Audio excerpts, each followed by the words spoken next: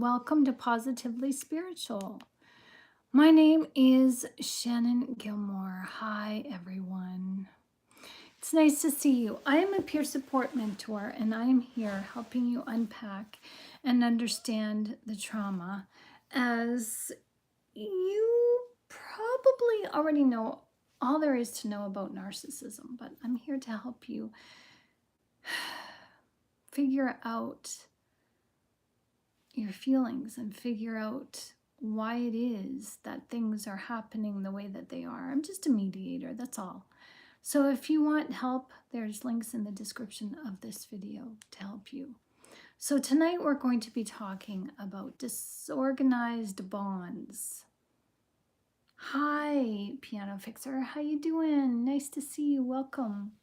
We're going to talk about the disorganized bond. It's often called disorganized attachment, and it is a type of emotional attachment pattern that usually develops in childhood, but it can carry into adult relationships, as it often does. And is considered one of the most complex and unstable attachment styles. Yeah. We do have attachment styles when we get into narcissistic relationships. So let's just break this down, okay? We're going to go slow in this because, yeah. We don't think that, we know many of the symptoms of abuse, the PTSD, the complex PTSD. Hello, Resistor. Hello, Piano Fixer. How you doing, everyone? So there's the complex PTSD, the fawning, the enabling, the infantile regression, the Stockholm syndrome. What else? There's just, we know the symptoms of abuse. But those are the common ones.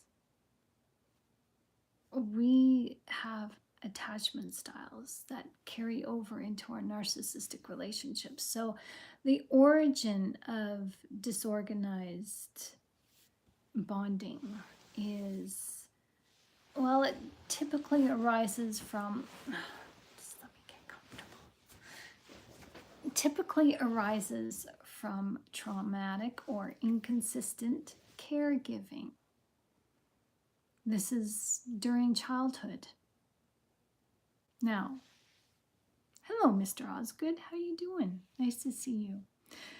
So this comes in the form of abuse, the physical, the emotional, or even sexual. There's neglect involved. Caregivers who are frightening, unpredictable, or simultaneously a source of comfort and fear. So the child, maybe you, have formed a bond with your caregiver, a trauma bond. And so the child doesn't know whether to approach or to avoid the caregiver, leading to confusion about safety and trust. And oh my gosh, this is describing me to a T. The characteristics of this disorganized bond is there's conflicted behaviors. People may crave closeness but also fear it. There's push and pull dynamics. They may pursue someone for intimacy but then withdraw or sabotage the relationship. There's a fear of rejection or abandonment, but also a fear of being engulfed and controlled. Oh yeah, I know that one. Yeah. And then there's the difficulty in trusting. Oh yeah, they may struggle to fully rely on others. No, I got it. It's okay. I can do it. Yeah, we've been there, haven't we? So how does this manifest as an adult? Well, it appears often in romantic relationships as chaotic, intense, and unpredictable bonds. And we may attract partners who are emotionally unavailable or abusive, repeating a pattern from childhood. That's what I get into on this channel, but also when you talk one-on-one with me, that's what I'm going to suggest to you. Is I'm going to suggest to you that the familiar patterns that you have with the narcissist or the toxic person, if we're not going to be talking about your parent, then I'm going to be asking you, inviting you to at least consider that maybe your roots come from some sort of trauma in your childhood. So there's this wanting closeness, but feeling unsafe with it. I know in my marriage, I desired closeness when he was around, but I was so thankful that he went to work out of the home for 2 weeks at a time. Like he was out of the province. He was 12 hours away, 2 weeks at a time. It was like I got to be by myself, and that was my toxicity, but I reframed it. No, this is a good thing. I get to exercise my independence while being still married. Yeah, my marriage crumbled for a lot of reasons, and I didn't help the situation any. And this overlaps. Like, I mean, I wanted the closeness, but I couldn't cuddle with him. And, when he was home, he's like, why don't you want to cuddle with me? And I just felt so uncomfortable. And with the narcissist, a hug doesn't just mean a hug. I just want a hug. But his hugs would lead to, a touch here and there, and you fill in the blanks, that. Narcissists are touchy-feeling, and they just think any type of connection leads to sex, and it's just like turned me off. So I stopped, and I didn't want to. It just made me feel uncomfortable, and I couldn't voice that my own husband made me feel uncomfortable. Because he gave me icky vibes, because those vibes I didn't know were familiar from my childhood. Oh. I could have saved myself so much trouble and heartache if I would have figured this out like 15 years ago. Yeah, I can say that I could have allowed myself to be married to him for 5-6 years tops, no more than that. So yeah, if I would have known this like 15 years ago, but hindsight is 20/20, right? But disorganized bond isn't a fault of, it's not our fault. It's a strategy developed in childhood to navigate fear and attachment. So healing involves recognizing these patterns, learning emotional regulation, and forming relationships with safe, consistent people. Right? Yeah. Oh, and here I was busy complaining. I wasted 20 years with the narcissist. Like I got cheated. Oh, yeah. See, I'm realizing that it's not our fault for this behavior, but it is, because we're adults now, so it's our responsibility to see this behavior. So it's not all the narcissist. It is in the beginning. I'll give us that. It is in the beginning. But you want to heal, we have to do this work. The narcissist or our parents or whoever hurt us can't do this for us. We have to do it. Hello, Scarlett. Nice to see you. Welcome. So let's break down the 3 main attachments, because there's something going on here. There's the insecure attachment style. There's the anxious avoidant attachment style. Then there's the disorganized attachment style, or the disorganized bond that we're talking about today in this video. I can remember my wife's mom ordering her around, and she would wait on her hand and foot, and when my wife was a kid, her mom would lock her and her sister outside all day. Yep. Yep. Go outside. Yep. My mother would lock the door too. My foster mom would lock the door. And she wouldn't open it until dinner. And by that time, I found somebody to go play with or go bike riding on my own or do something on my own. I lost track of time, missed dinner, and so I wouldn't get to eat because everybody's at the dinner table. You missed dinner. Oh, too bad. So sad. Don't you know dinner's at 6 o'clock? I don't have a watch. Well, so surely you're with somebody who has a watch on. You can ask somebody.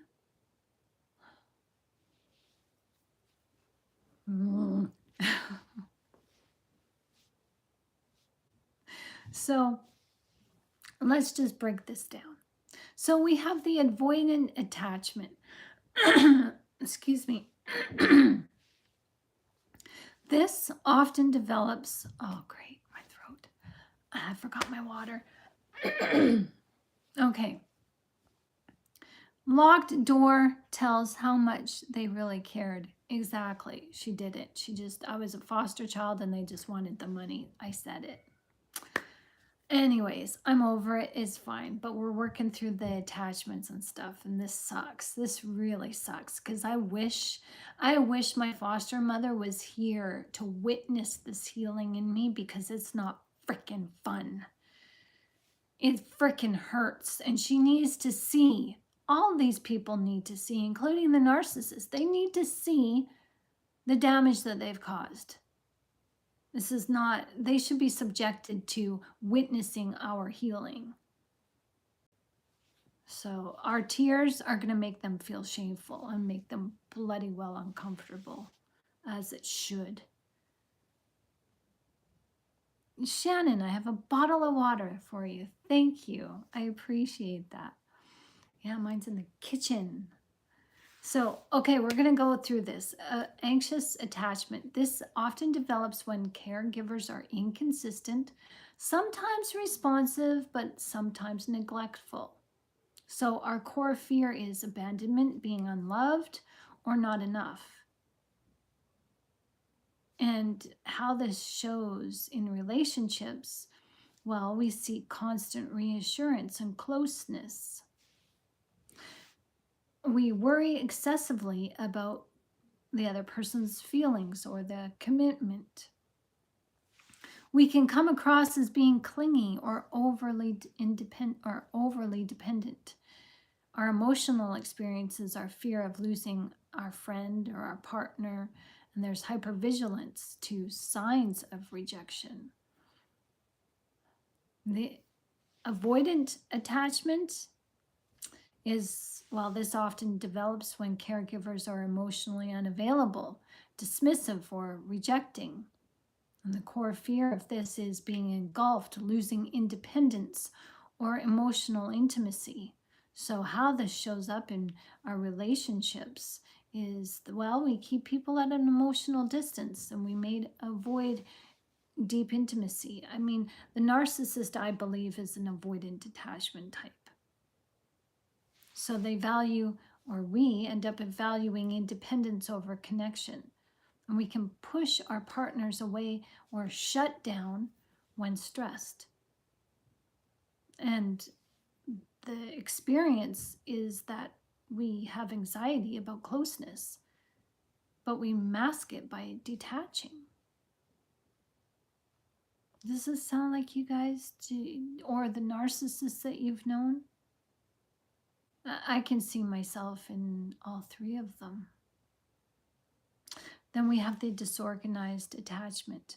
This, again, usually develops from trauma, abuse, or frightened, inconsistent caregiving.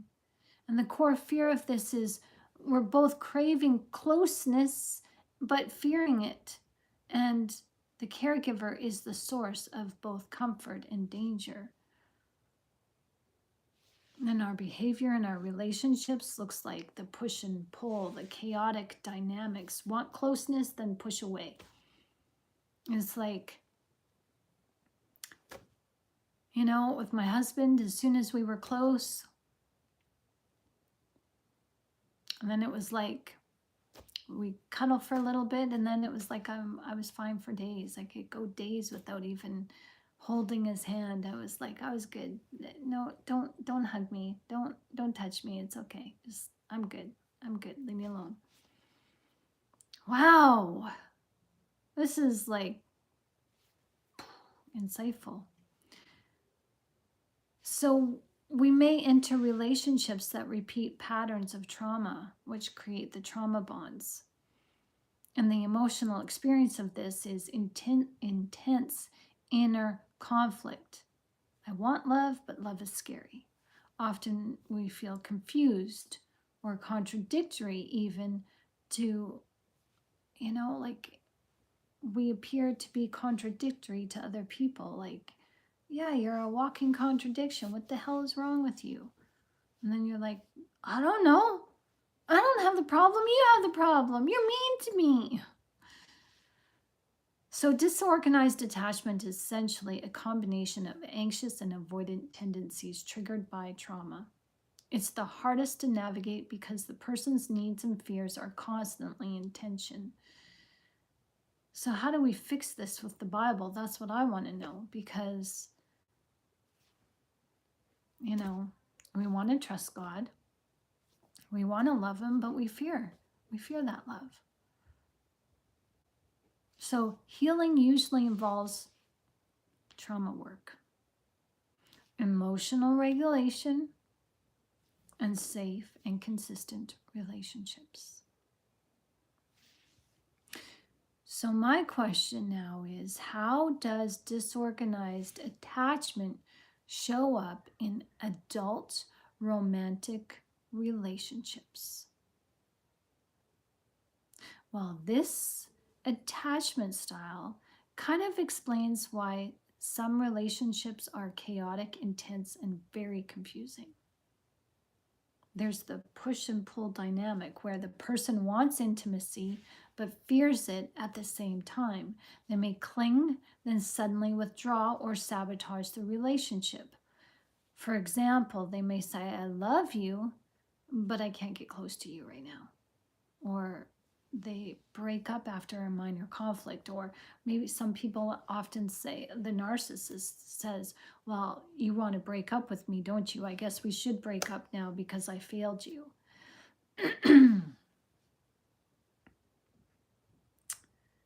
Yeah. And number 2, there's an attraction to unavailable partners. People often gravitate towards partners who are emotionally distant, inconsistent, even abusive, or even attached to somebody else, married. Hello, Cynthia. How are you doing? Nice to see you. Yeah, I'm glad I'm not the only one seeing these traits throughout my life. Like, this is just... I'm not liking this, guys. I'm really not. Like, I'm being called out here, and that's fine. But it's like, do I have to have all 3?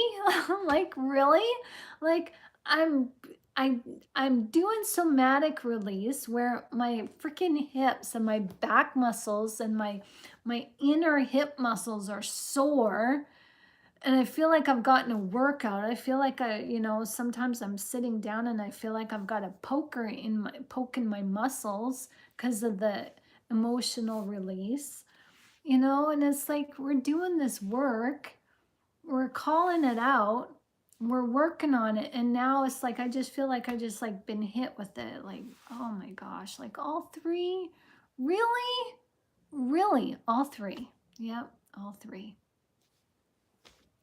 So often this mirrors our early childhood experiences. Love feels unsafe. So we unconsciously recreate it by attracting those toxic relationships. And there's emotional turbulence where there's extreme highs and lows in feelings towards the partner. There's mood swings, anxiety or jealousy flare up easily. And I know I've seen that with the narcissist. I have never been one to be jealous myself, but I've been accused of doing things where I'm innocent, and that just makes me whoa. So we can feel like we're walking on eggshells in relationships. Aw, how you feeling with that? How are you feeling, Cynthia?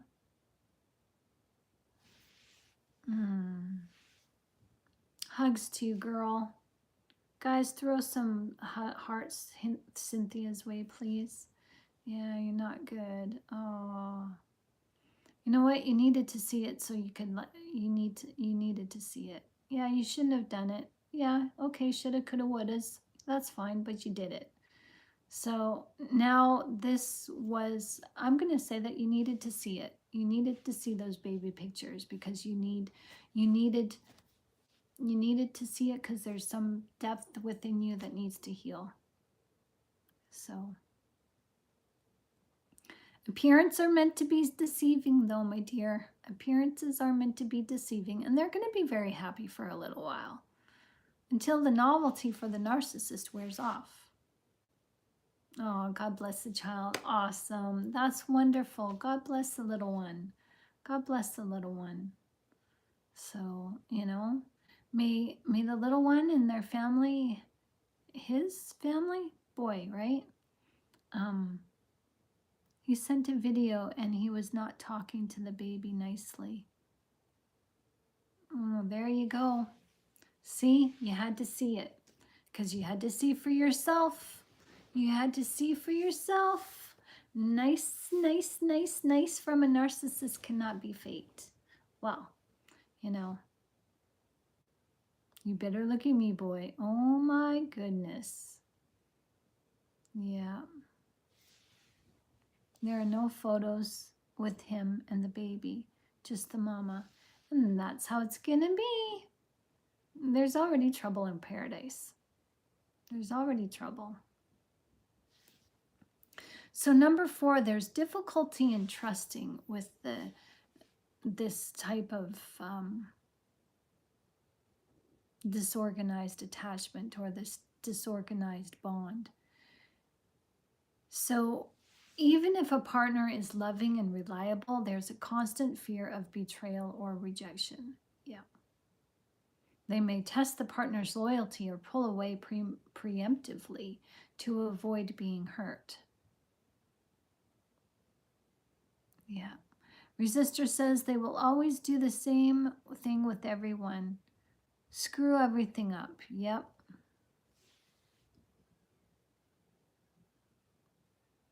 And number 5, there's self-sabotage and fear of intimacy. We may unintentionally undermine relationships when they start to feel safe. And we feel fear of being vulnerable or fully known leads to behaviors like ghosting, overreacting to small conflicts, creating arguments. That's the narcissist to a T. And there's the trauma reactions. Past trauma may be triggered by seemingly minor events. And we can flip with anxious attachment, the clinging, and then the avoidant attachment, the pushing away very quickly. And the narcissist does that also. It's often called the anxious avoidant trap. So people with disorganized attachment often don't realize their behavior is driven by past trauma.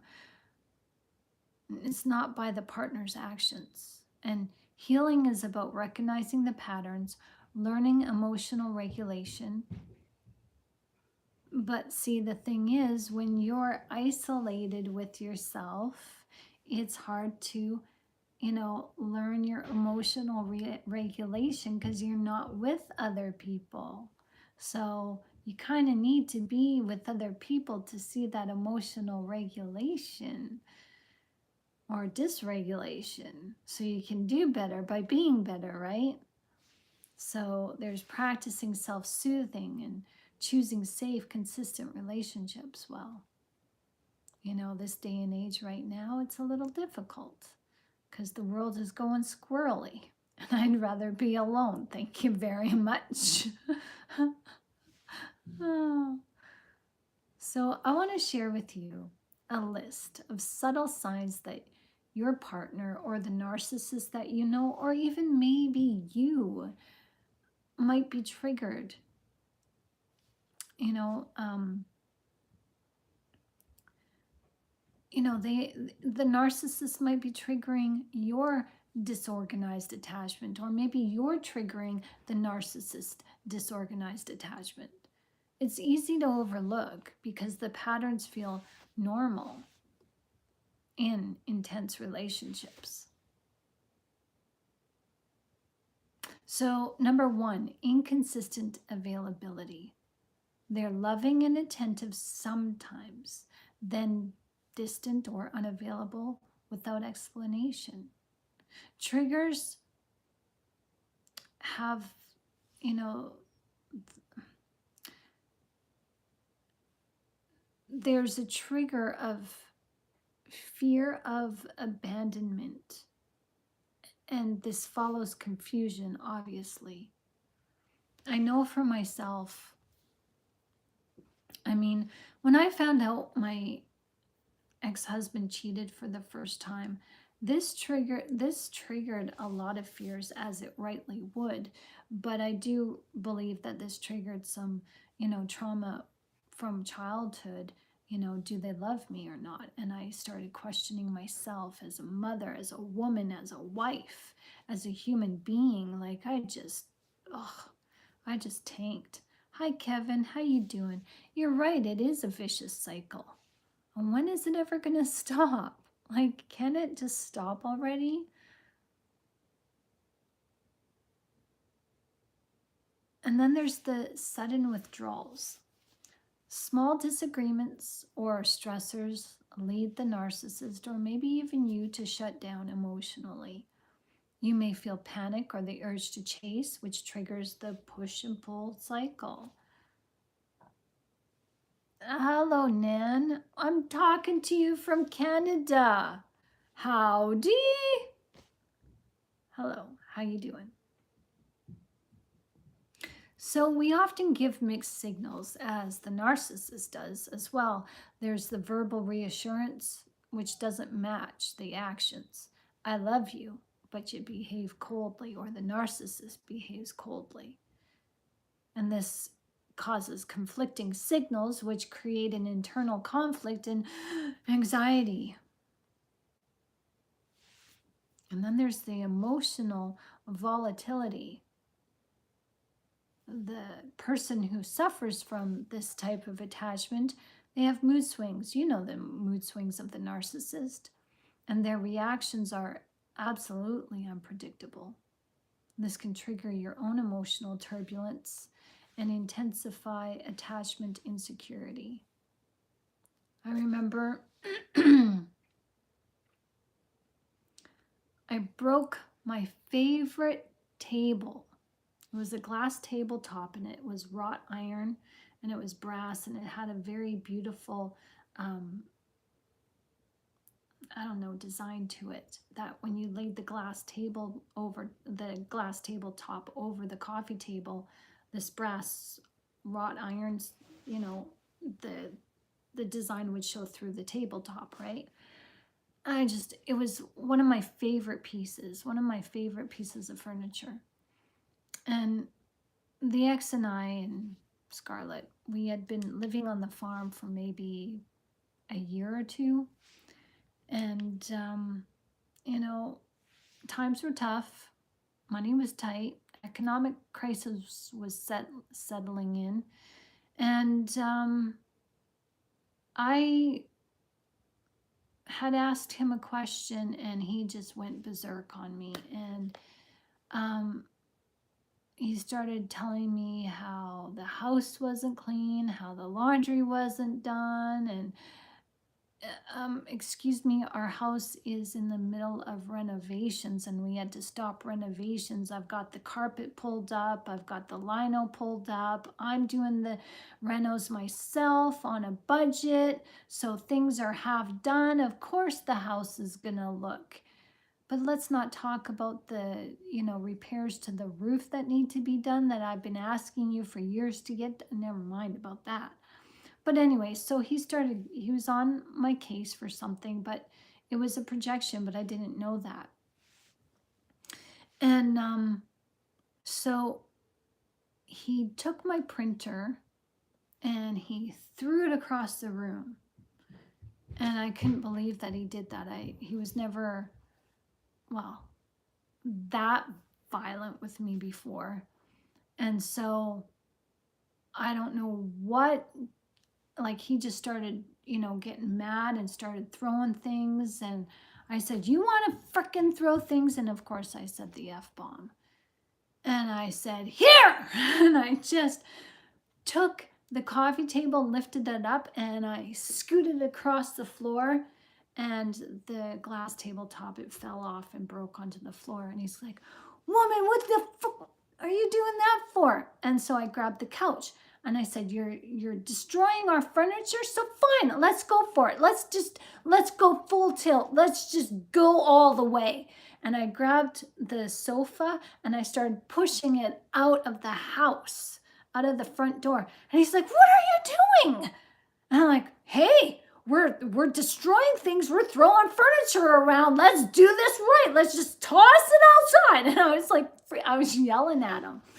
And that's how he calmed down. And I didn't care if he was going to get violent with me or not. I just like, you're not going to do this with me. And I just like, I'll do you one better. Like, you want to freaking toss your manliness around? Well, I'll go toe to toe with you, right? And he calmed right down, and he never acted like that again with me ever again. But that was for me an old familiar pattern that I had when in my childhood. So this violent tendency was nothing new, and I didn't like it. Of course I didn't like it, but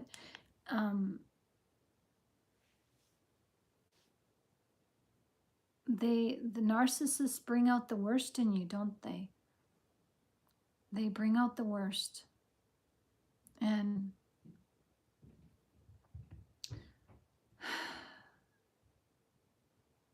the mood swings are like, oh my gosh, he almost unalived me the last time. Yeah, your dad was a lesser narc. Well, yeah, I guess he was. He didn't have that appearance, though. They want to see you rage. Yeah. Yeah, because he destroyed that printer, was my printer. And he broke it. And I was just like, you want to freaking toss stuff around? Okay, let's do this. Like, I was just so mad. And I just like, if things are going to go to head, build up to a head, while they're going to come to a head, this is the day it's going to happen. And yeah, but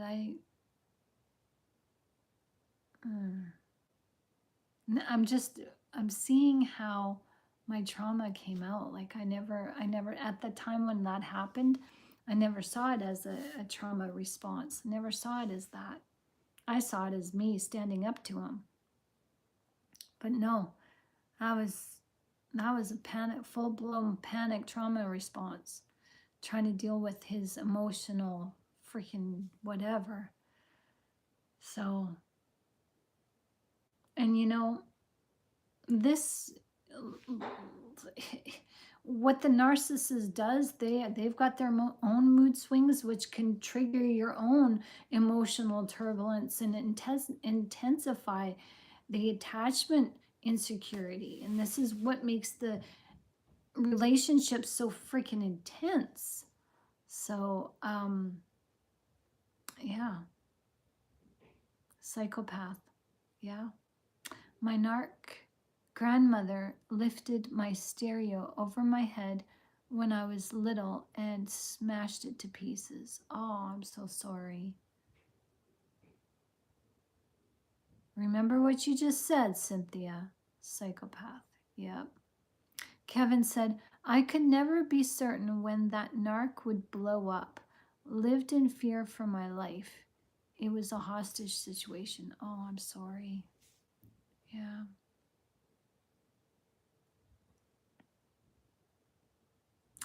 Thank you. I'm beginning to realize there are some things I have to deal with. Hugs to you too, Cynthia. Oh, Scarlett, I'm sorry, girl. I'm sorry. Yeah.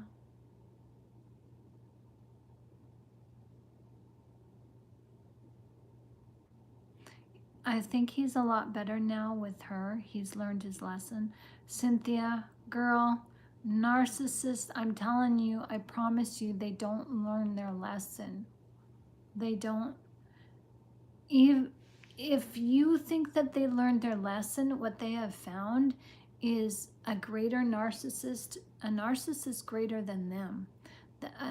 And I know because my dad was an extremely violent man, and his two wives, my mother and his other wife, his first wife, he was extremely violent with them. And his third wife now, social services would always tell me about her. Her name's Betty. And they would always tell me that, she wants nothing to do with me. She's kind of doesn't want me in the picture in his life, and he denies me and blah blah blah. And I've heard stories about her over the years, and she kept him on a tight leash. Like, she wasn't going to put up with his stuff. But does that mean that he's a better man for it? No. It's just that she sounds like she was a narcissist herself, and she was the greater one over him. Maybe she was violent with him or something. I don't know. But, they don't change. They don't change. They just are subdued, you know. They don't work on changed behavior. They're forced into changed behavior so that they can get what they want, so they can get their supply. So yeah, he's just on his best behavior. He hasn't changed at all. Hi Terry, I'm with one now and I'm shut down. I'm a turtle in a shell, afraid to come out. Aw, hun. Yeah, well, welcome to this channel. You're welcome here anytime. We're here 1 o'clock in the afternoon and 10 o'clock in the evening, Eastern Standard Time. So, yeah, we're doing something heavy today. Taking a look at my trauma, taking a look at your trauma, and we're looking at the attachment types. You're gonna be okay, Terry.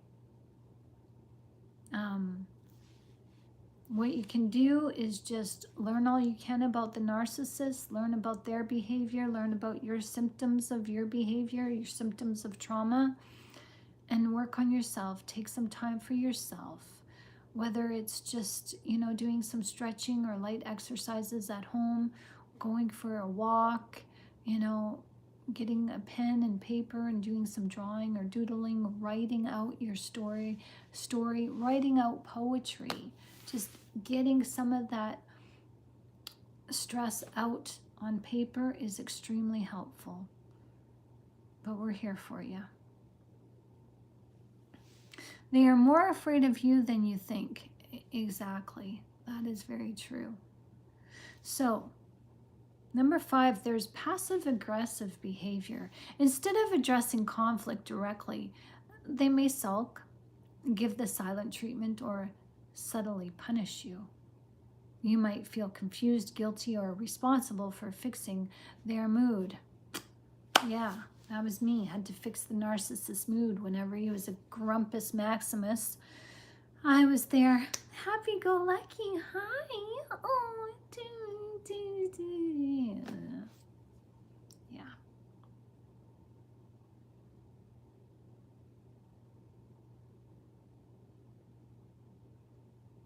So there's testing and provoking. They may unconsciously test your love and loyalty. If I act different, will you leave? This can mimic childhood experiences of caregivers who were simultaneously the sources of love and fear.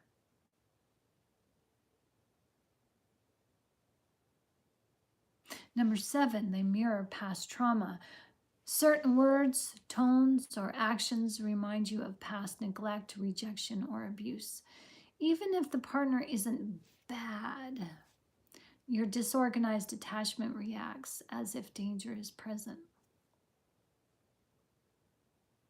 Yeah, I just came to the conclusion the other day that with my husband gone 2 weeks at a time, that kind of mirrored the time away from my mother where I was in foster care, or even when I was with my mother, she locked me in a room and I was alone a lot of times. I was, you know, left on my own.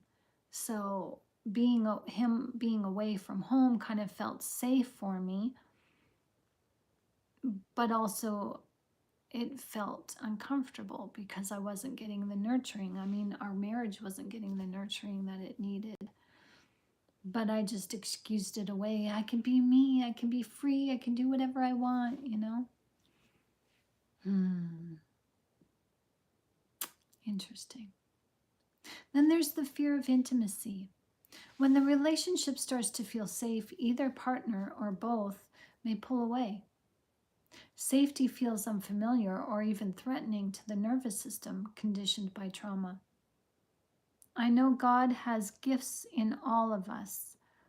Would love to see mine flourish. Amen. Well, you go make it happen. Just start little. Just, whatever it is, just go read up on it, go research it, go buy something for yourself if you can, to bring out your gifts and talents and just go for it. Just do it. Do it to it.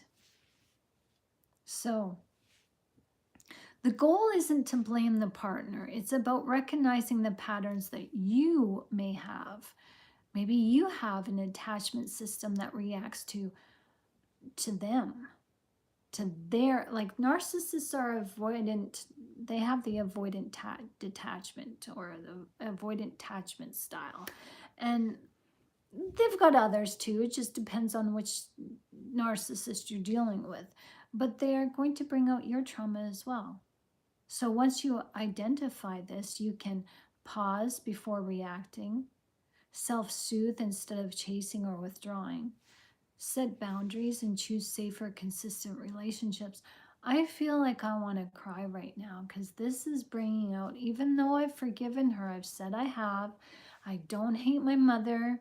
I don't think I ever did. I was just freaking scared of her. But I want to cry right now because I'm thinking like my birth mother and my foster mother, both of them, these female figures in my life, has caused me to have these 3 types of attachments. And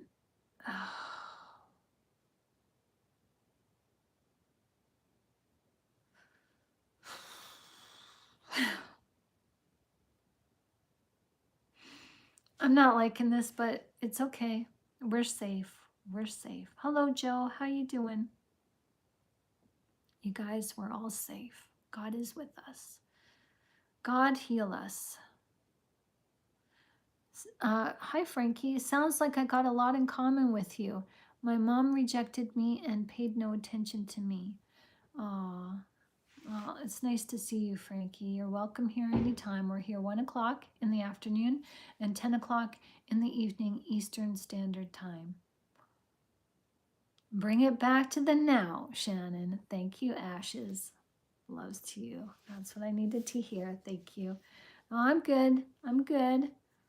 I'm good. I'm just, like I've been doing some somatic release in my PSOA. That's your your deep muscle that attaches to your back, to your inside of your hip. And it's been 3 days now.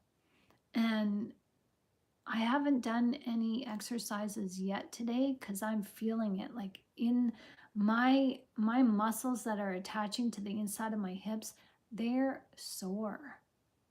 Like they're sore. But I think I'm gonna, I'll give myself a break for today and see how I feel tomorrow. But when I do that somatic release, I'm going to think about this tonight that we're doing, about these 3 attachment styles, and just, work it out. Work it out because your body needs to feel safe.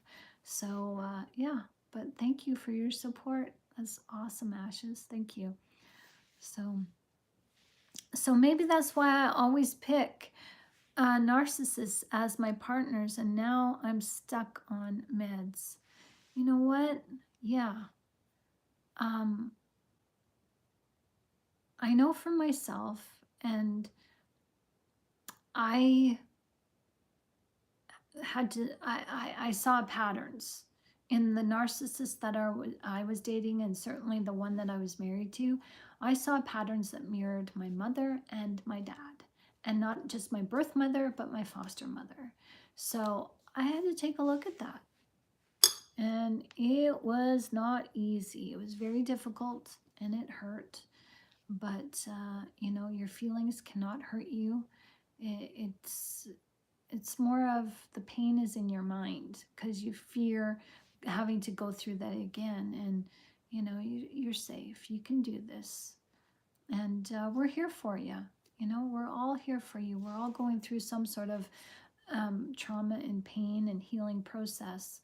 So this is good. We're doing this with Jesus Christ. We're doing this with God, and he's going to, as he is, healing us. So how do you break free from this push and pull cycle? You got to regulate your emotions and move towards healthier connections. So here's how you do that. Number 1, recognize your patterns. Track the triggers. Notice situations that make you feel anxious, clingy, or detached. And name your feelings. Identify if you're feeling a fear of abandonment, fear of closeness, or maybe even both. Observe your behavior. Write down how you react. Do you push away? Do you cling or sabotage? Because awareness is the first step. Number 2, pause before reacting. When you're triggered, take a moment to just breathe instead of reacting immediately. Practice grounding techniques like deep belly breathing, feeling your feet on the floor, counting to 10. What are 5 things that you can see, 4 things that you can touch, 3 things that you can hear, 2 things that you can smell, and smell, hear, touch, feel. Yeah, there was the other one. So, just ground yourself, like Ashes says, in the moment of now. This interrupts the automatic push and pull response. Frankie says, every time I meet a woman, we hit it off, spectacular, and then they try to rush the relationship without me getting to know them. Not their representative. Yeah, that's often what narcissists do. They try to rush to basically ensure that you will be their supply. Yeah, I've experienced that in men too. I was engaged to my husband, well, my ex-husband, but I was engaged to him 2 months after we met, and that engagement was off and on for two years. So yeah, it's a trait of the narcissist. They go all in without getting to know you because they can't get to know you. So they're chasing the thrill of the chase. Everything's brand new. Everything's so good. It's thrilling. Woo! Yeah. And then me fear of abandonment and not being with a woman I'm attracted to, I wind up losing my frame and going against my better judgment. Yep. Yep. Why did they rush things? Yeah, because they're scared that somebody else is going to get you and they'll lose their supply because they don't want to be abandoned. They don't want to be on the losing end. Yeah, they rush things. Yeah. So, step 3, self soothing and emotional regulation is essential. So, build a toolkit for calming your nervous system, including journaling your thoughts and emotions, gentle movements, walking and stretching, even dancing. You know, just do some light dancing. Grab your broom and dance to some song that you like. Listening to calming music or prayer and meditation. We've got meditations on this channel. And use affirmations as you look yourself in the mirror. Go buy a little compact mirror. You don't necessarily need to use it for makeup, but just use a little compact mirror so that you don't have to go to the bathroom and look in the bathroom mirror and do your mirror work. You can just have your compact mirror with you whenever and open it up. It can be just like a little square mirror or a round one. Just open it up and look at yourself in the eyes and calm yourself down and say, I am safe. Even if I feel fear, I'm still safe. I'm good. I'm good. I'm going to be okay. I can feel my emotions without being controlled by them. And then you say, I am fearfully and wonderfully made by the Lord. The Lord has got my back. He loves me. Hello, Dan. Nice to see you all. Welcome. Come on in. So good to see you guys. Welcome. Yeah, such comforting and loving ideas. Yeah, well, I was thinking about that today. I need to get myself a little compact and look in the mirror because I've got a mirror hanging up on my wall over here, and then I need to go, if I want to, go really look, I have to use the bathroom. And it's like sometimes I just want to stay in bed because I'm comfy and I'm meditating, and I just want to, turn on the lamp and just sit there and quiet and look in the compact mirror. So I'm going to get myself one. So that's the 3rd time I heard about the mirror and speaking affirmations to yourself today. It must be a message from God. Amen. We talk about that a lot on this channel because it works. It truly does work. Because when you're not looking at yourself in the face all the time, you forget what you look like because that's what God says. A wishy-washy man is like someone who walks away from the mirror and forgets what they look like. Well, we forget what our insides look like. We forget our spirit man. So, the eyes are the window to the soul. So you're looking at your soul and calling yourself out, soothing yourself and speaking, those kind, loving things that you never heard or you barely heard when you were a kid. We still need to hear those things. We still need to hear them. It's not wrong. It feels uncomfortable as strangers. We love each other and I love you, man, fist bump. I love you, girl, fist bump. But, there's nothing like telling yourself that you love you. That just is such an amazing thing I'm speaking from experience. It used to be so uncomfortable for me to look in the mirror and go, I love you, girl. I really do. I love you. But when I started doing that, because I do try to take my own advice here on this channel, when I started doing it, yeah, it was uncomfortable. But then I started telling myself and thinking of the ways that I love myself. Well, I love you. How do I love you? Well, I make you breakfast, lunch, and dinner, or I make you dinner whenever you're hungry, or I make you that cup of tea, or that we go and get ourselves a kombucha, or we have that chocolate bar, or we go for that bike ride. You know, you're lifting weights, you're exercising, you're writing stories again. I love you. You're so creative. You know, I'm supportive of the things that you want to do, Shannon. This is how I show that I love you. I don't say I love you enough, and I need to. And I do love you. You know, and the thing is, that person that you're looking at in the mirror is you, and you have never left your side at any time. When everybody else did abandon you, you stuck to yourself like glue. You witnessed everything, the good and bad. And yeah, Shannon, you could have dealt with that differently. You shouldn't have spazzed out like that and triggered, but you know what? You know better for next time. It's okay. It's okay to be wrong. It's okay to make mistakes because you're learning and growing. It's okay to be you. And when I started talking to myself like that, wow, like even saying that now, I feel a little bit lighter. Hey Phoenix, how you doing? Welcome, come on in.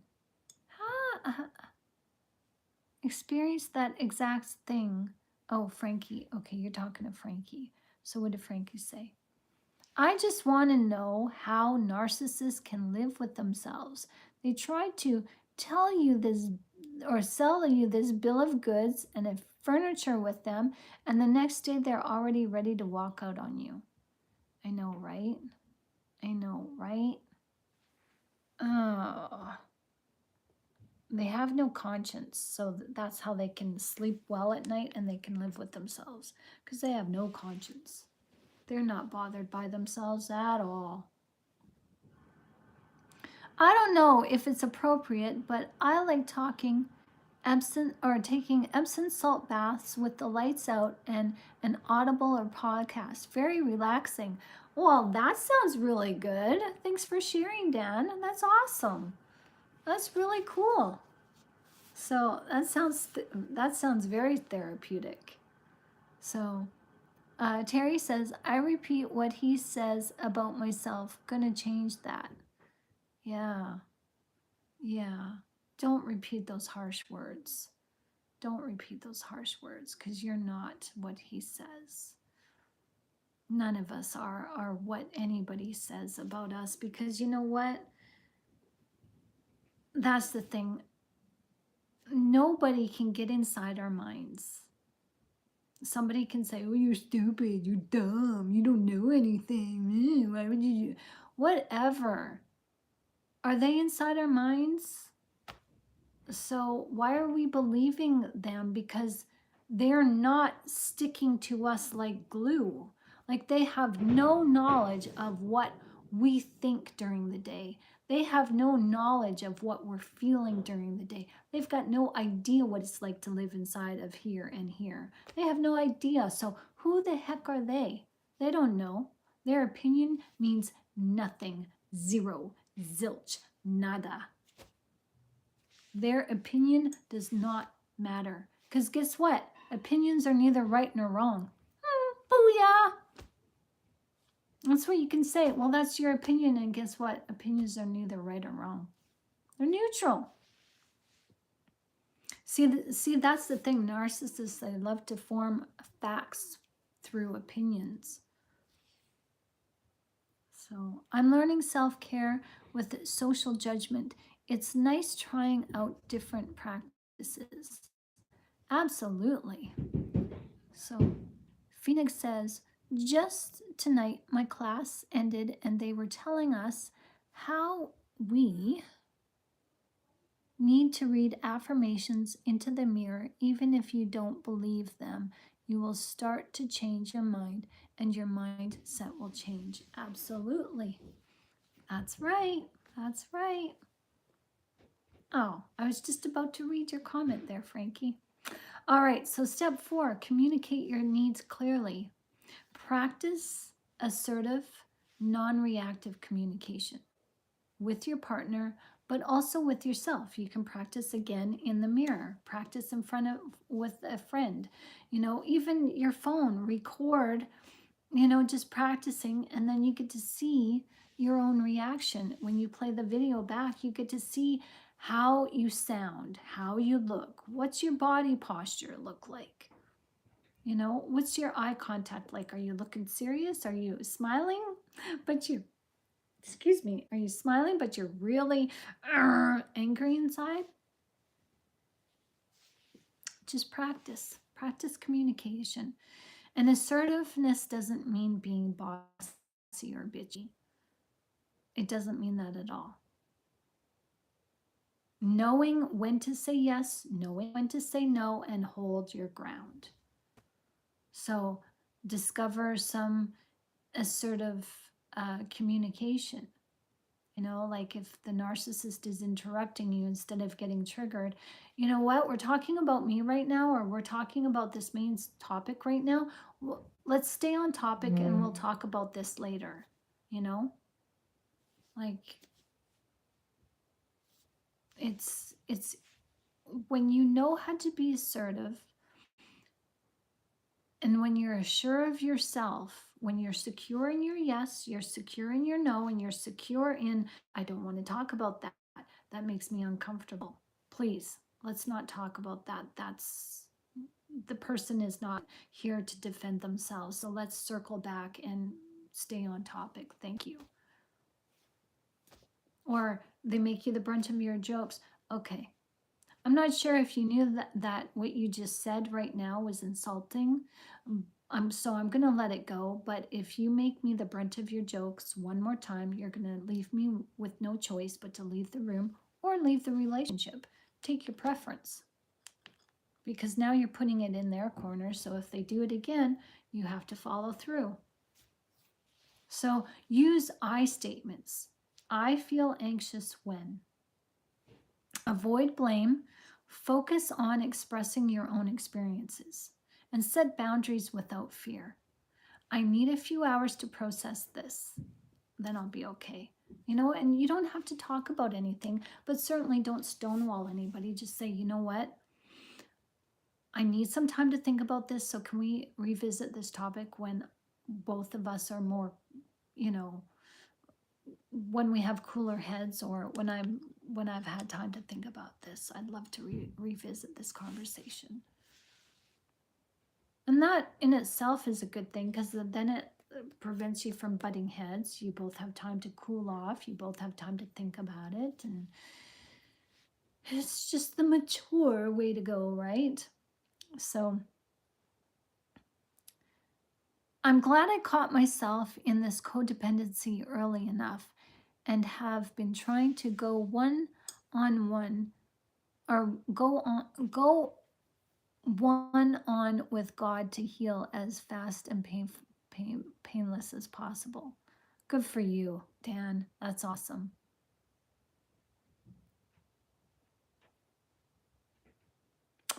Frankie says, I used to record myself in the middle of an argument to see where I was going wrong. I would try to diffuse the argument, but she would just ramp it up and blow it out of proportion. Wow, that's pretty amazing. Wow, that's emotional intelligence right there. Yeah, I know, Cynthia, right? Right?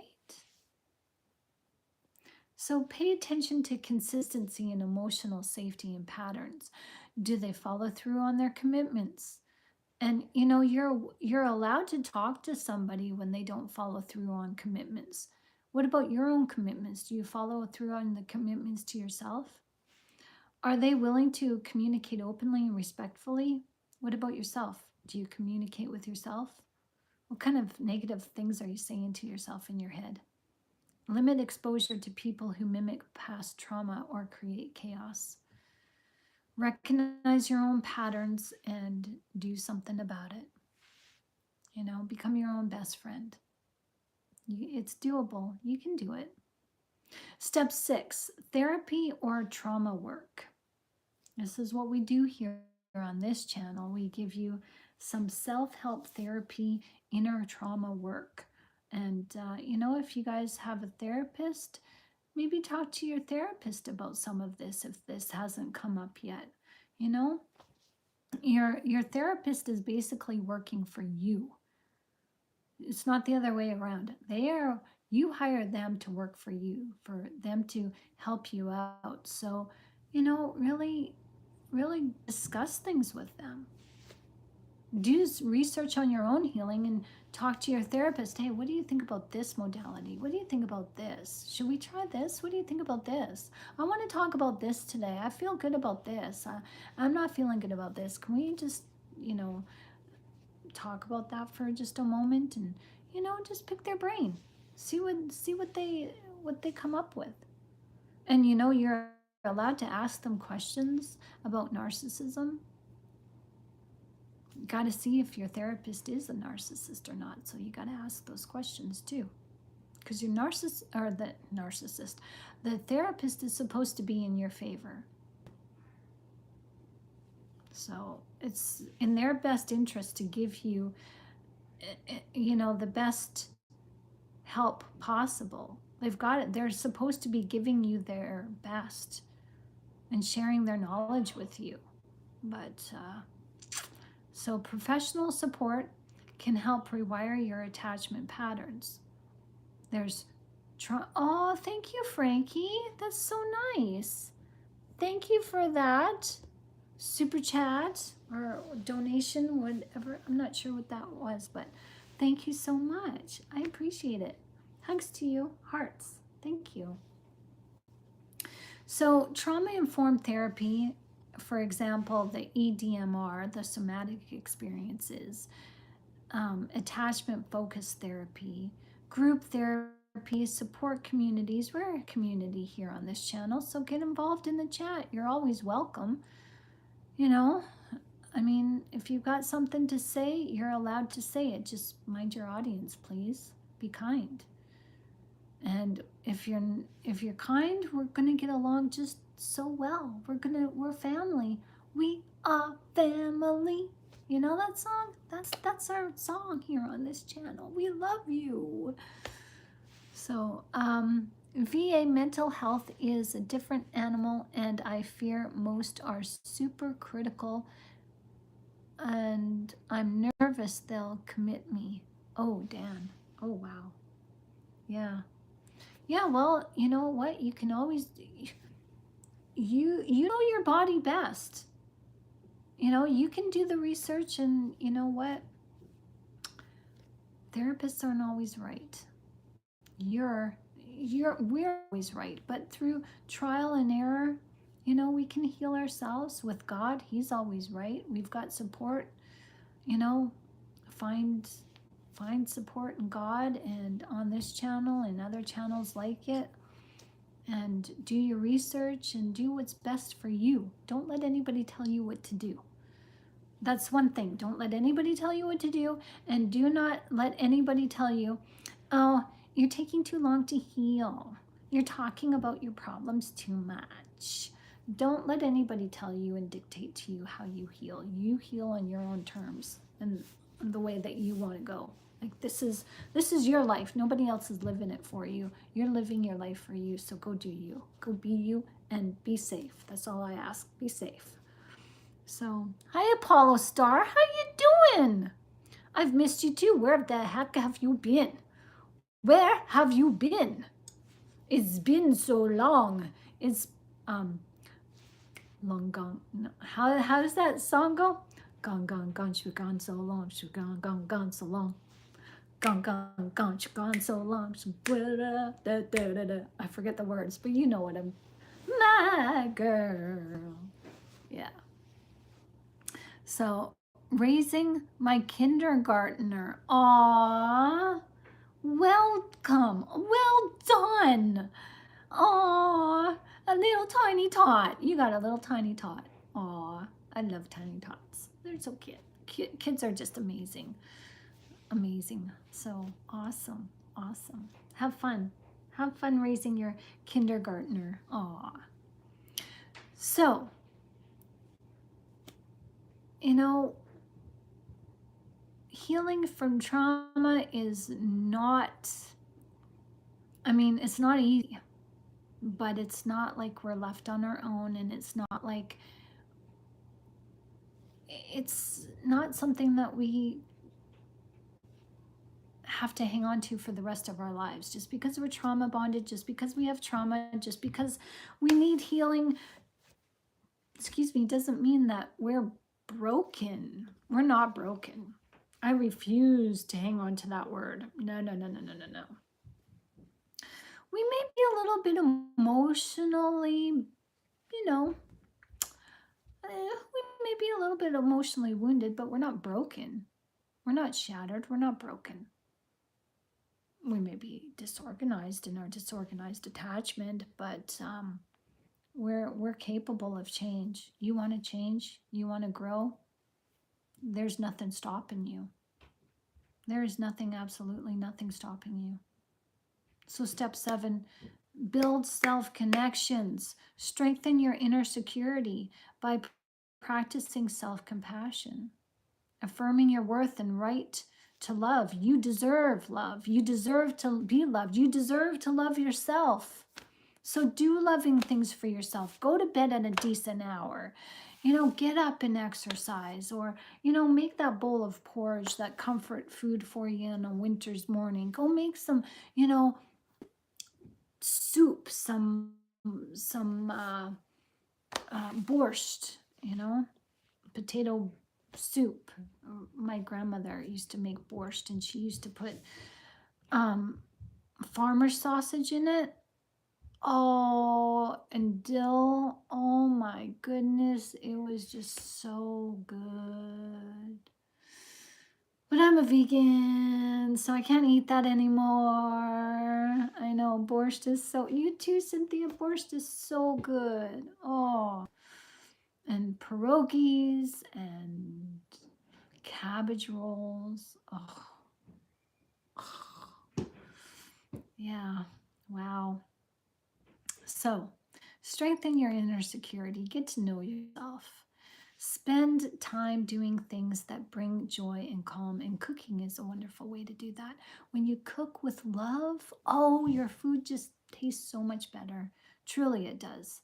It tastes so good when you just cook with love. You stir your ingredients and mix them by hand, and you're just thinking about how good your food is going to taste and how loving God is, and you're kneading that dough, and you're just thinking about serving it to your family and how happy they're going to be, and they're going to be fed, their tummies are going to be so full. And yeah, food tastes better when it's made with love. So, do you like the benefits of being a vegan? A little by little, I'm dropping more and more foods, especially see oil, processed foods, carbs. Yes, I've been a vegan since 2011, and I'm never going back. I love it because I see the benefit of, just it helps to have a connection with God, because when you have your plate full of quinoa or rice, and you've got your beans, or you've got your, tofu, or whatever it is, whatever you're eating, I love cooking from scratch. So, homemade noodles, homemade spaghetti, whatever, tortellini, homemade, all of that stuff. You just feel like you're cooking with God, like God has made the beans, the tomatoes, the fruits, the veggies, the grains. He's made it all, and he's supplied it for you.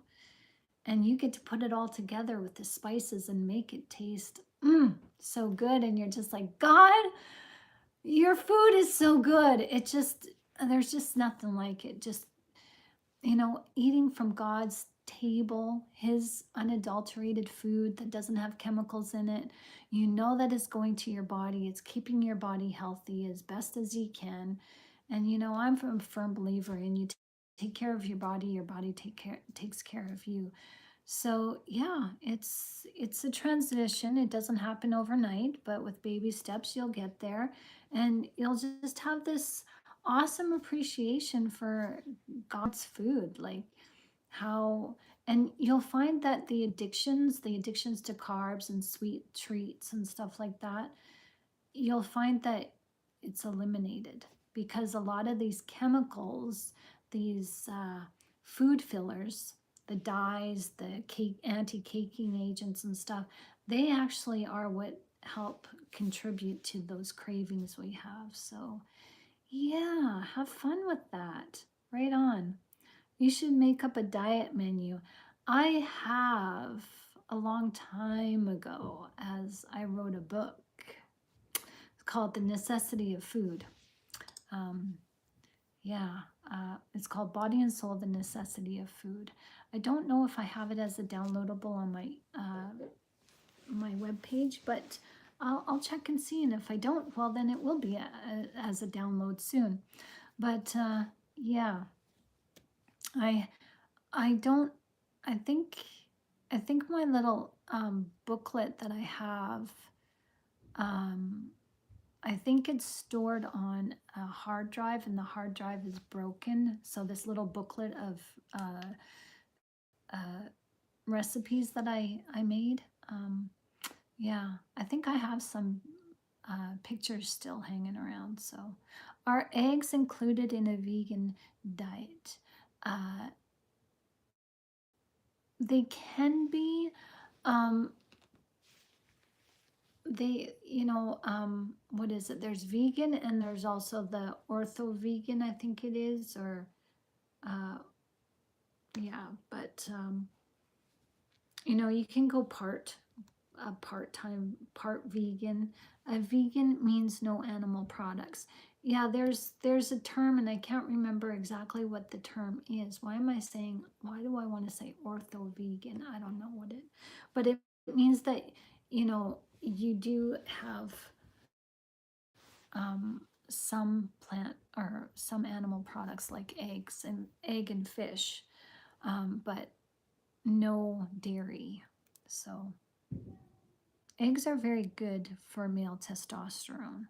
Yes, and so is exercising. How about that? How about that? Thank you, Cynthia. Vegetarians. Okay, that's what I'm thinking of. Vegetarians. Okay, vegetarians eat eggs. Thank you, Cynthia. Ah, yeah. See, I just call myself a veganic. Like if it's very rarely do I eat foods that are not organic with the organic label, but they definitely have to have a non-GMO label on them. The little butterfly. Yeah, I was a vegan for 3 years. Wow, how'd you like it? How'd you like it? So yeah, like just spend time doing things for yourself that bring you joy and calm. And the more you feel safe within yourself, the less reactive your attachment systems become. So, oh, you became very ill. Oh my goodness. Oh dear. See, I also eat according to the pH scale. Have you guys ever heard of that? There's just like with plants, there's a pH balance. Um, it's the pH stands for potential hydrogen, and our bodies can become very acidic or alkaline, and you want to eat according foods that are more alkaline as they help make your body alkaline, and your body that a body that is less acidic, more alkaline, is less um, prone to having illnesses and sicknesses and diseases. So the yolks are high in cholesterol. Eggs are not good for male prostate. You might want to look into that, Piano, because they're talking about that cholesterol is now a misnomer. It's fake. Um, high cholesterol is something to just promote. Allegedly, I got to be careful from YouTube. I don't want this video banned. Just something to look into. You might want to research. There's truths And new science are coming out about cholesterol that may help you or may not. It's you guys make up your own minds what you want to do. So I tried meatless diet. My gut won't handle eating only plants. Ah, we've been lied to about everything, especially our food. Absolutely. I don't know about that. It depends if there's organic range free eggs versus the cheap eggs. That's where all the confusion comes from. Yeah, if I don't know about organic eggs, but I know about eggs in general. They add a dye to the yolk. So, I mean, you're trading off, like if you're trying to stave off one illness or one problem to creating another one, because the dye is not good for your body. So, my friends, healing disorganized attachment is about training your nervous system to feel safe with love, both from others and within yourself. It's a gradual process, but each step builds emotional resilience and reduces the chaotic push-pull cycle. So, what just came to my mind right now, flood yourself with love. Like, love bomb yourself, but mean it. Like, go over the top, be so invested in love for yourself that everything you do is for love, through love, by love. Because God loves you like that. I actually found out that the yolk color has to do with what the hen eats. A lot of corn and yellow products will lead to yellow-orange yolks. Others can turn white. Oh, so I don't know which is true or not, diet or yolks. Wow, that's cool. Yeah, and see, the hens and the chickens are fed GMO corn, right? So that's getting into the yolks as well. So, interesting insight. Thank you very much, Scarlett. So, this has been your daily dose of self-help information. And we were talking about disorganized bond, often called the disorganized attachment, as we also talked about the anxious attachment and the avoidant attachment. And the disorganized bond or the disorganized attachment is a combination of the anxious and avoidant. So, monitor yourselves accordingly. Be kind to yourself. Be gentle. Be loving. Be so loving to yourself that hate and negativity can't get in anymore. I have to get up very early to work tomorrow. I have to say good night. Good night. Thank you for coming in, Cynthia. We're just about to read some scripture. So good night, sweet dreams. God bless you, girl. Thanks for coming on. 1 meal a day is better for you if you can train yourself. Yes, I only eat 1 meal a day. Sometimes 2 if I'm really hungry, but usually it's 1 meal a day. So,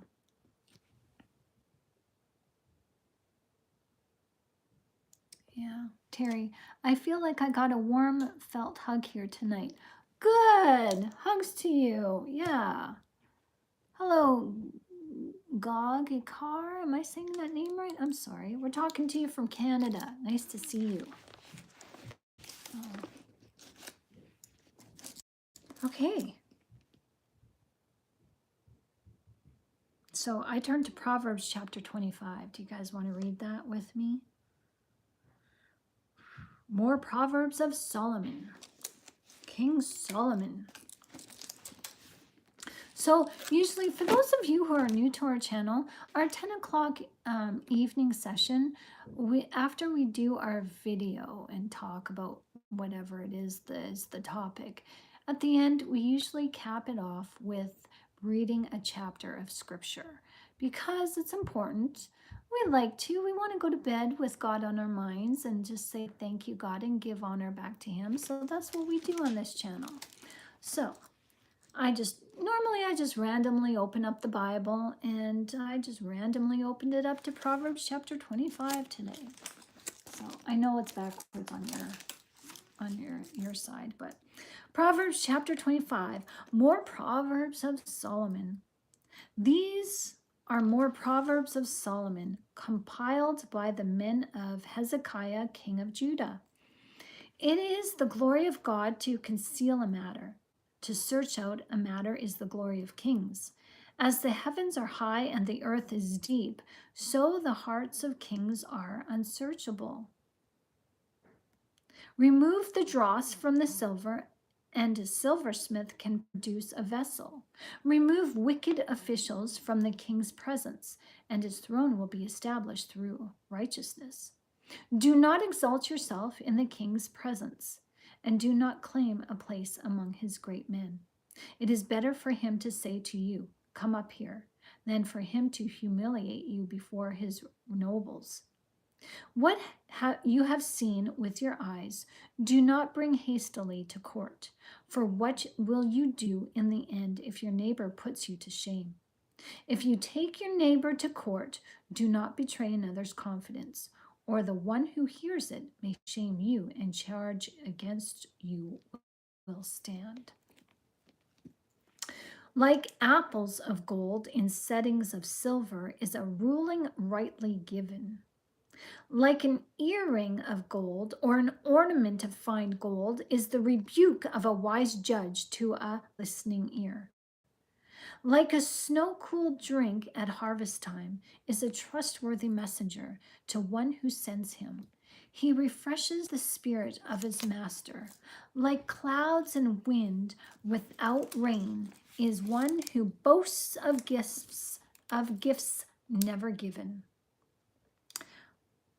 Through patience, a ruler can be persuaded, and a gentle tongue can break a bone. If you find honey, eat just enough. Too much of it, and you will vomit. Seldom set foot in your neighbor's house. Too much of you, and they will hate you. Like a club or a sword or a sharp arrow is one who gives false testimony against a neighbor. Like a broken tooth or a lame foot is reliance on the unfaithful in a time of trouble. Like one who takes away a garment on a cold day, or like vinegar poured on a wound, is one who sings songs to a heavy heart. If your enemy is hungry, give him food to eat. If he is thirsty, give him water to drink.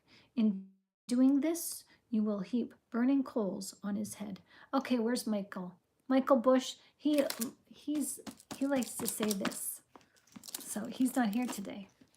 Okay, in doing this, you will heap burning coals on his head, and the Lord will reward you.